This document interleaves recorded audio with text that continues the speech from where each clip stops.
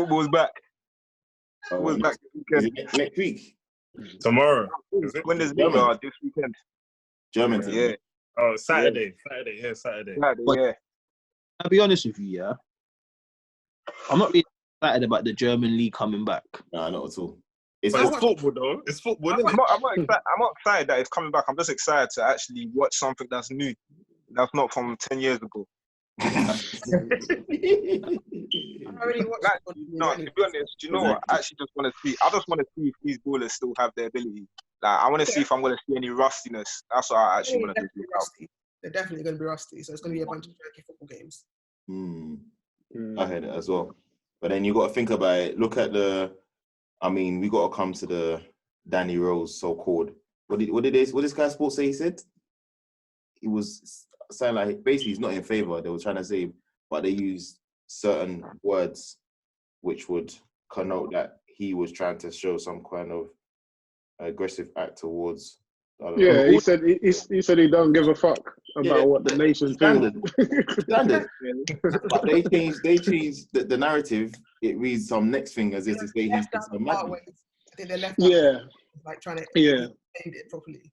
Exactly. Yeah, they tried to turn it against him, but at the end of the day, I think the real people, they know exactly where he's coming from, and they know how Danny Rose is because he always speaks up for everyone. He speaks up. He always speaks his mind anyway. So yeah, I understood where he's coming from. 100%. They're just trying to search for just a story, really and truly. But he's speaking for most people most of the ballers that probably don't want to say anything. They don't want to like jeopardize their sponsorships or whatnot. Yeah. So you know what I mean. So fair play to him for doing that. Fair play. Well, to be fair, I just think I don't think that they should try and ridicule him because Aguero said the same thing, but obviously he just that people have families to think. But obviously, Danny Rose has used more. He was just like he doesn't care about people's entertainment, which is true. Like he's like, but them men are not circus clowns. Yeah, they're not. To be people's entertainment, so they can catch a virus. It just doesn't make any sense. So I definitely agree with Danny Rose, and I think there should be more players like him to come out and just speak on issues because at the end of the day, if you catch it and you die tomorrow, your money doesn't mean anything. Exactly. Facts. Yeah.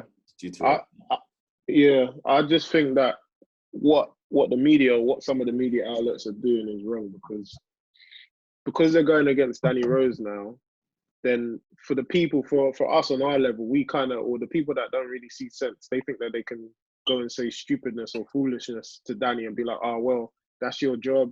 You're a footballer. Look how much you get paid. It kind of like opens up the barriers for people to think that they can, start talking about the money, start talking about racial slurs and whatnot. And I think that's where like TalkSport. I don't know if you lot saw the TalkSport one where they were talking about. I think Flintoff and Murphy were like, oh yeah, like why is Danny speaking or why is he saying this and that? And if certain people are listening, they'll be like, yeah, I agree.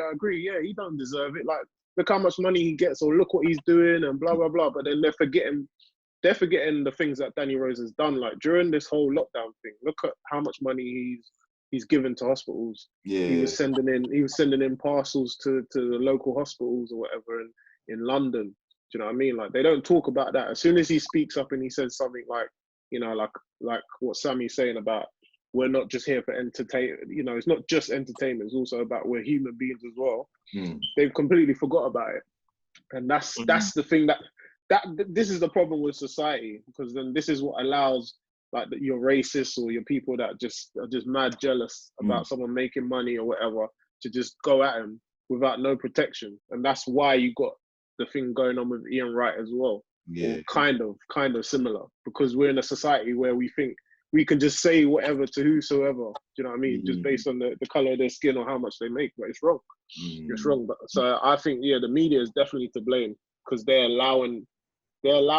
make it seem like it's fair for the public to have a go at these footballers, man. And it's not at all, man. For me, God, Sam, God. Oh yeah, so like I said in I think a few episodes we did about this racism thing. People don't get enough beats. I keep on saying this. I honestly keep on saying this. People don't get enough beats. They don't get enough punches in their faces. It's the truth. Like, we're letting people just talk. I mean, come on, look at that case in America. About that young the drug or the the drug. How can it take 3 months for you not to realize that, for you not to even find a man's killer? It's meant. Joke. That's how the system is, though. I hear that, but when is it time to now stop saying enough's enough? When is it time to when are like black footballers allowed to talk on certain things? Why should they not be allowed to talk just because they're getting paid? Because when it's time for white footballers to come and talk, I bet you any money that if white footballers said, "Oh, I don't think that the Premier League should come back," the same thing as Danny Rose said, you won't get as much backlash as. Or maybe it's because Danny Rose isn't, a main figurehead within the Premier League. Oh yeah, well, he's like the bad boy, isn't it? He's like the black sheep amongst the herd. It needs to be like a white English guy, so it needs to be a Harry Maguire type. Yeah. But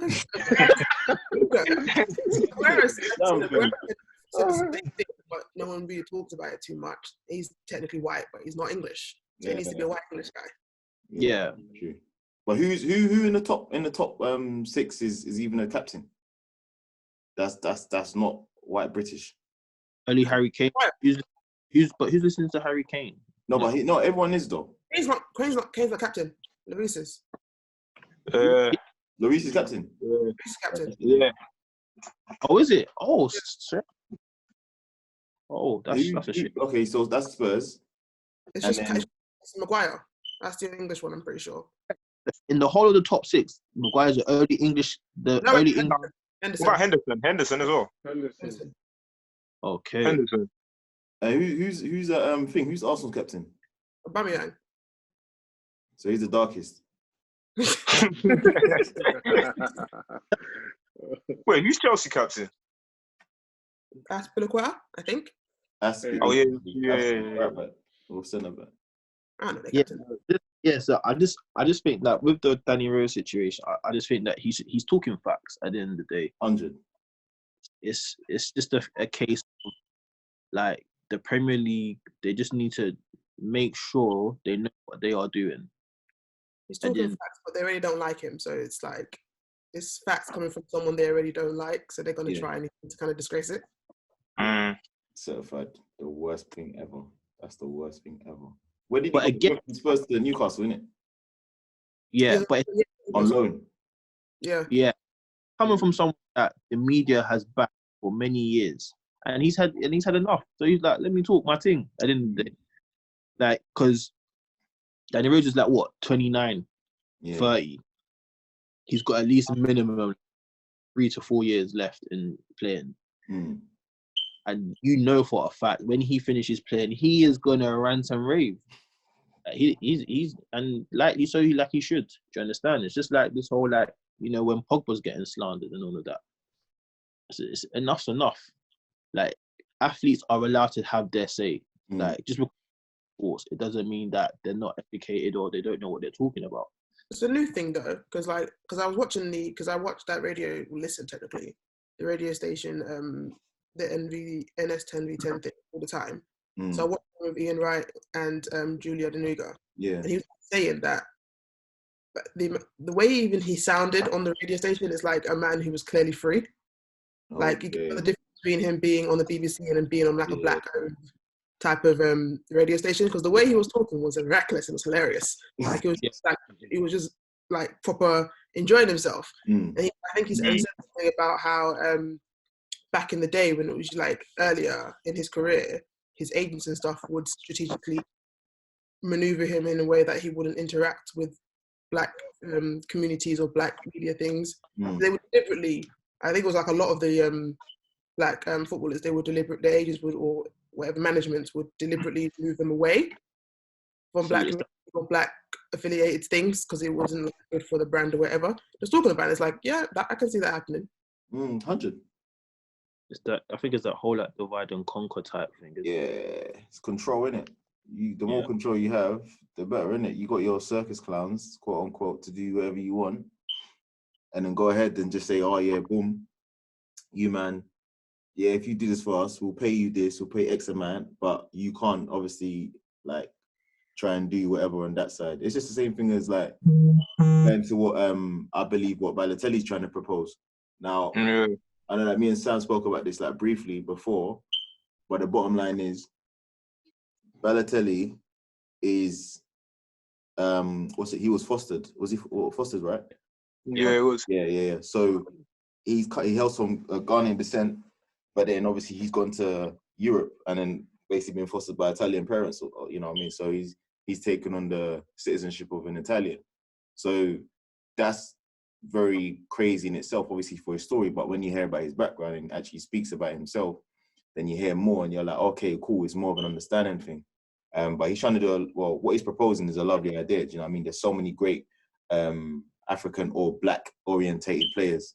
And whether it happens, great. If it does, it does. If it doesn't, it doesn't. Do you know what I mean? It's something that people have been trying to do. Wait, what is he proposing?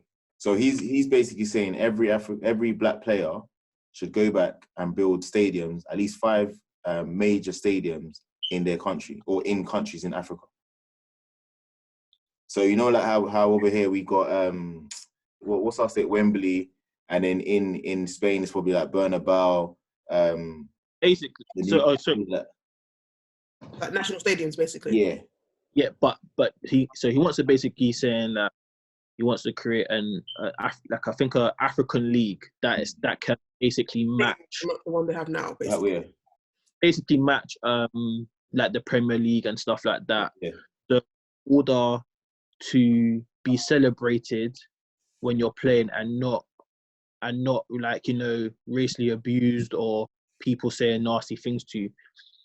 But like, it's a good idea, but how realistic is that? The idea is good, but he needs to scale it down. Because everything seems unrealistic until someone's done it. Yeah, but you can't go. I feel like, in terms of like just how it's going to work, I feel like you can't go straight for the stadium. Do you know what? Yeah, I feel like it can work. You know, it'll be similar to. I feel like if they do something similar to like how the MLS is run, it can actually work. Where instead of like, obviously Africa's a continent and it's not just states, but if every country was pretty much looked at as a state and then have like one like massive league where the team from whatever country flies over to play whatever. They do though. They have the like African leagues and stuff. They do their own version of Champions League. It's just not as. I don't know enough about it to say anything, but I know they have it. I just think that it's obviously Balotelli's coming from a place where he's experienced it a lot. He's had history. He's kind of seen from both sides, so he kind of sees sense. When you look at, you're now trying to ask or convince the rest of the Black players to do it. Like half of them haven't even been back to Africa, bro. You know what I mean? Like, when's the last time they went back? Like, they have to be willing. Go on. He needs to convince the old heads. Yeah, he needs to convince the old heads. The old heads and the youngers. And the youngers. Yeah, and but the youngers as like well. actually pushing it, because a lot of the younger ones are young enough that they're like, they could want to, but they also like, they have to kind of feel like they have to kind of establish themselves. Whereas the older ones, see the youngers, if they represented their countries, you know, Africa would win the World Cup by now. An African country would have won the World Cup by now if they represented their countries. If I went back home, if you done it properly, bro. Yeah.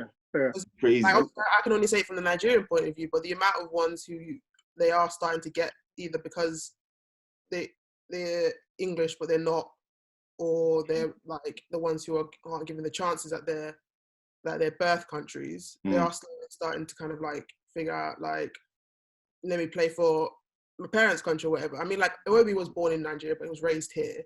But he chose to, because I think he was in the unders for England. So he chose Nigeria. Yeah, he chose. The talent in like the Nigerian like national team is young and they're really good. So it's all of the players in Africa are good. There's nothing cool. Iwobi ever busted into that England team. I'm saying that Lingard's in that team and Iwobi could have easily done it. England. That's true. He wouldn't have got picked for it. He wouldn't have got picked for it. He wouldn't have got picked. I'm saying the point is like things like those kind of things that happen. Like even like the younger ones who are in like what's the name? The Ezzy kid at QPR. Trying to get him to kind of switch over. You know what?